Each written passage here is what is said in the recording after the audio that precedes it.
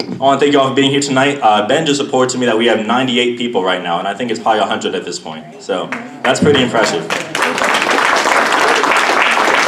So today what I'm going to do is continue a tradition I started in 2018 with this State of the Party address.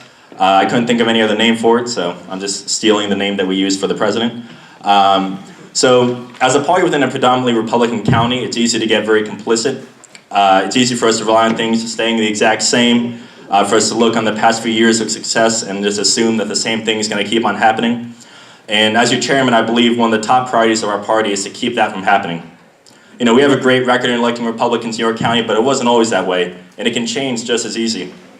You know, all of us stand on the shoulders of those who worked hard to flip York County from Democrat to Republican. And I often joke that there are people that have been fighting this good fight longer than I've been alive. But, you know, still, our success really isn't all that old. You know, it's easy to forget that only 10 years ago, we had a Democrat representing the 5th District. And it took a whole lot of hard work from very engaged citizens to make that change happen, to make Mulvaney elected. And there are a lot of those people in this room here today. And that really brings me to tonight. This address is really designed so that I can be accountable to you, the passionate Republicans that have really handed me this incredible legacy, and to lay out a vision for 2020, a 2020 vision, if you will. I had to get that lame joke out, I'm sorry. It's a low-hanging fruit. So this election has basically been on the talks of the media and all the pundits since the day after November 2016. Since that day, they've been trying to make it like this victory that we had was just an anomaly, like a fluke. They can't comprehend what happened. And as a student of politics and history, I gotta admit that President Trump changed the status quo of our country. His methods and his rhetoric are pretty different from the average politician, but the results that have come since 2016 can't be disputed. We're in one of the greatest periods of economic growth in our country's history, and we're at peace abroad. You know, that's impressive. All the things that have been happening lately with the job numbers, even the stuff with Iran, where the media made it seem like we were going to go to war, that World War III was happening, it didn't. So we have a commander-in-chief that's really getting the job done, and we need to be grateful for that. Amen. Now, despite all these successes, the left continues to fight tooth and nail against this administration. You know, as we speak, the impeachment narrative is going on right now, and based on all the facts that have happened up until this point, I still believe that the president's continued service in office should be decided by the voters and not by a bunch of politicians that have wanted him out of office since day one. Just my opinion. But the left is going to be super motivated this year. No matter what socialist candidate they put on the top of their ticket, they're going to be motivated. But we can't allow the Republican Party in York County to be complicit. We can't rely on our successes of the past and think that just because we do well every year doesn't mean it's going to happen again. We can't think that way. You know, Dennis Getter, where's Dennis? There's Dennis. Dennis is one of the hardest working people in our party.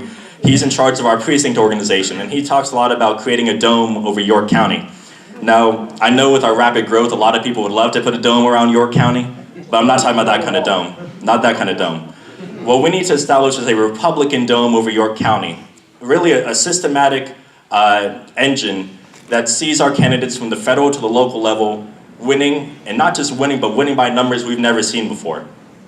We need to show that Republicans in York County are not complacent, in fact, that we're more motivated than ever before. Now, in order to accomplish this, there are a few things we need to do. A dome around York County isn't cheap. This is a political speech, so of course I'm going to ask you guys for money. I'm calling on everyone in this room to become a dues-paying member of the York County Republican Party, and to please extend that invitation to your friends and neighbors. We also have a premium membership called the Chairman's Council. You get a free ticket to all of our fundraisers. You get a call from me once a quarter. I promise it's not that long of a conversation. We relaunched this program in 2018 with 10 members. Last year we had 30. This year I've set a goal to get 50 members. Now those extra dues-paying members, and combined with the regular dues-paying members, really helps us grow financially. And I think with the importance of this year, we can easily get to that goal. And there's really no better time to become a member of the party than right now in 2020. Every dollar you contribute will make that machine of victory, the dome, even stronger. Now this year, we're going to do more than just directly donate to candidates. And candidates in this room, I'm so sorry. We're not just going to donate to you guys. We're going to do that, but we're going to do more than that. With the dues that we collect and the funds we built in 2019, we have a war chest for our precinct leaders to use. So no part of York County is going to go untouched. We've got a big county. We're going to make sure no part of it is not touched by the York County Republican Party. Treasurer Ignatowicz and I have laid out a plan to allow individuals within the party to request money, funds, to use to spread the message. So we'll be at events from Fort Mill to York County to Smyrna to Catawba. We'll be everywhere across the county spreading our message.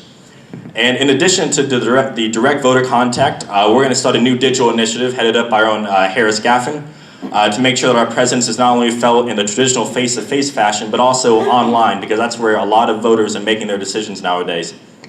You know, I've often made the analogy that off-year elections like 2019, 2017, they're like the preseason for the Super Bowl, where you're getting ready. Well, the Super Bowl is here. We're in 2020 now. We've been talking about it for years, but the time's now to actually act.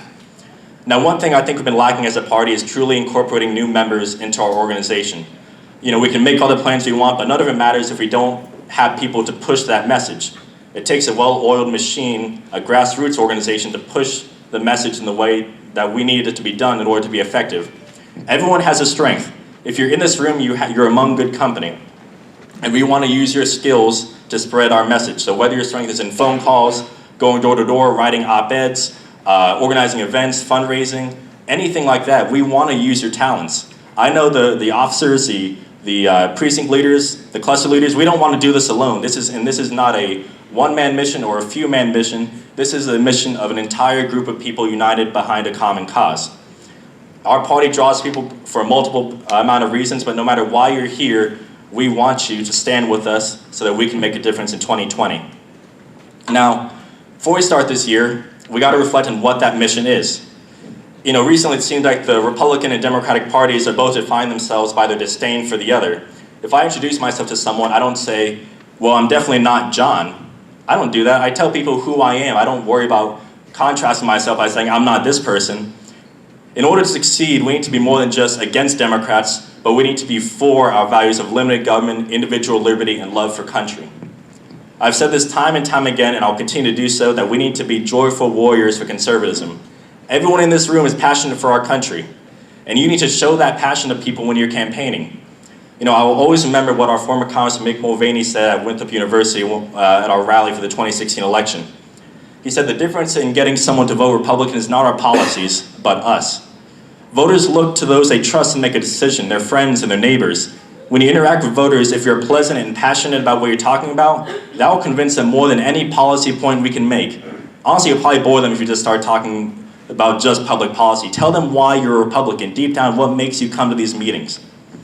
If you believe in the values our country is founded on, let's show people what that looks like through our words and our actions. And I'll conclude with this. Recently I got to marry my best friend, who hears me talk enough, so she isn't here. She made the smart decision. She teaches at Hunter Street Elementary School in York, and I will start teaching high school social studies as of this August, fingers crossed, as long as I get a job. I don't have my own children yet, but I often think about my students. And you may think of your own kids and your grandchildren or friends of yours.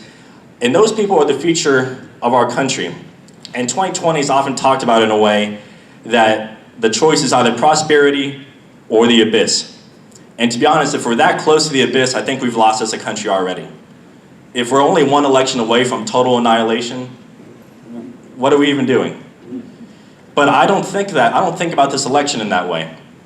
I believe 2020 is an opportunity to set the course for the future, to elect conservatives that care about making sure that the students in my classroom and those that are in your heart have the same future and opportunities that we were given. Because this is the best country on the face of the world.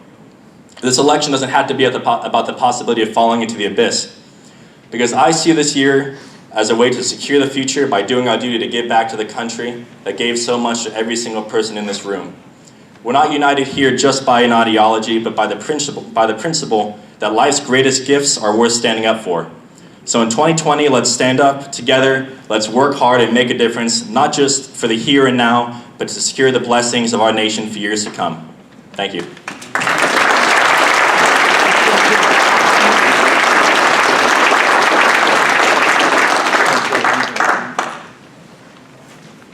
That was completely by memory, I promise. All right, so that's done. You don't have to hear that again for another year.